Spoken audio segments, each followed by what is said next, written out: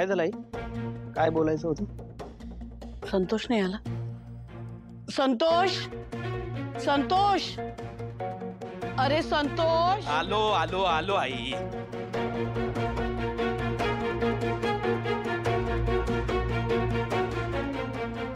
किती हाका मारशील? जरा म्हणून धीर नाही तुला. बोल, काय बोलायचंय?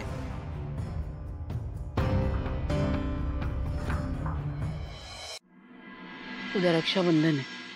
भावना, जान्हवी, मंगल तिघी येतील. आता मंगलचं मला माहित नाही, पण भावना, जान्हवीला घरात काय घडतंय त्याबद्दल काहीच माहित नाही. त्यांना जर कळलं की घरात असं काही झालंय तर खूप वाईट वाटेल त्यांना.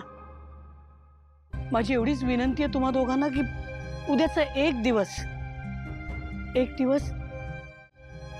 हे बघ आई, मला मान्य आहे त्यांना धक्का बिक्का बसेल, पण हे असं किती दिवस आपण लपवून ठेवणार? हा, मी तर म्हणतो कळूच दे त्यांना, कळू दे. दोन सख्या भावांमध्ये काय चाललंय ते कळूच दे ना. आणि राहिला प्रश्न रक्षाबंधनाचा, तर काय आधी इथे येऊन राखी बांधतील, मग तिकडे जाऊन राखी बांधतील. काय फरक पडतो? काय बोलतोय तू संतोष? हे बोलताना तुला काहीच वाटत नाही? काय वाटायला पाहिजे? अगं जे खरं आहे ते बोलतोय मी. उगाच कशाला लपवाछपी करायला? लपवाछपी करायलाच नको.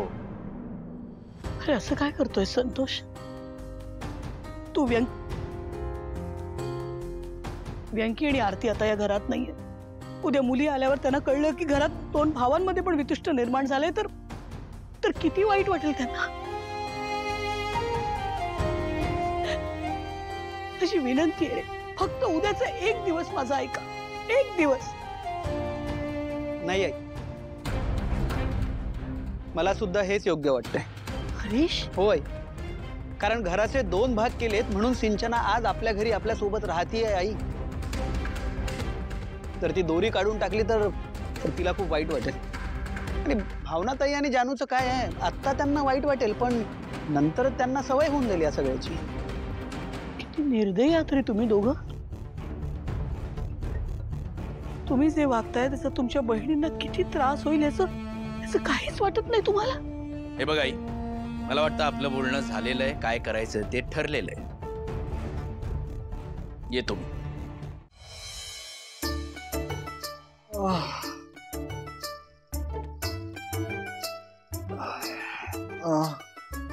मला तुम्हाला माझ्या आयुष्यातलं एक मोठं सत्य सांगायचं आहे. सत्य? आता कसलं सत्य? खरं तर मी तुम्हाला हे आधीच सांगून टाकायला हवं होतं, पण नाही जमलं.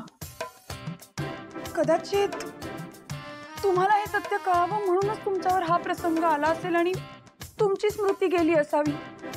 ऐका ना मॅडम, आधीच मला आठवत नाही हो काही. त्यात तुम्ही प्लीज असं कोड्यात नका बोलू. सांगा ना स्पष्ट काय ते. हो, आता ती वेळ आलीच आहे.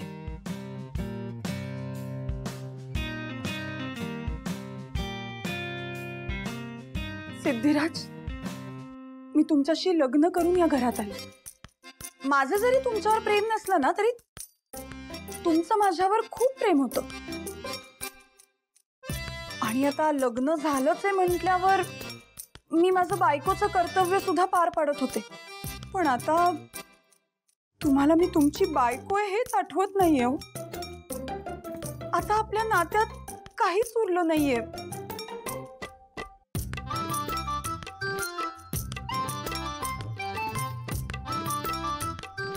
आणि म्हणूनच मी तुम्हाला सगळं सत्य सांगावं असा निर्णय घेतला. सिद्धिराज, माझं दुसऱ्या एका व्यक्तीवर प्रेम आहे. काय?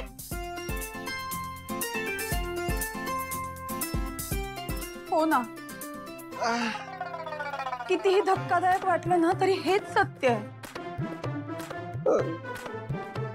कोण आहे ती व्यक्ती? आहेत एक. त्यांचं नाव आहे मिस्टर गाडे पाटील.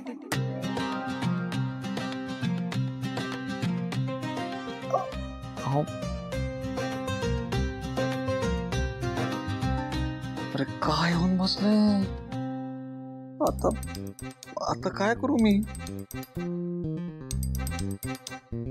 हे बघा सिद्धिराज, मी ठरवलं होतं आता आपलं लग्न झालंय तर गाडे पाटलांबद्दल माझ्या मनात जे प्रेम आहे ना ते सगळं विसरून जायचं. अगदी मी मनाशी पक्क केलं होतं. पण आता नेमकी तुमची स्मृती गेलीये आणि आता जर का तुम्हाला मी तुमची बायको आहे हेच आठवत नसेल तर मग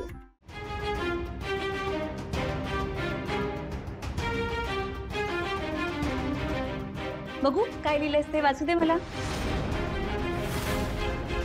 जानी अशी कोणाची तरी डायरी वाचणं बरोबर नाही ना. मी तर तुझी बायको आहे ना, मी तुझी डायरी वाचूच शकते.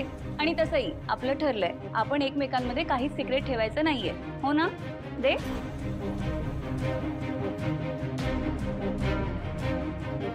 जयंत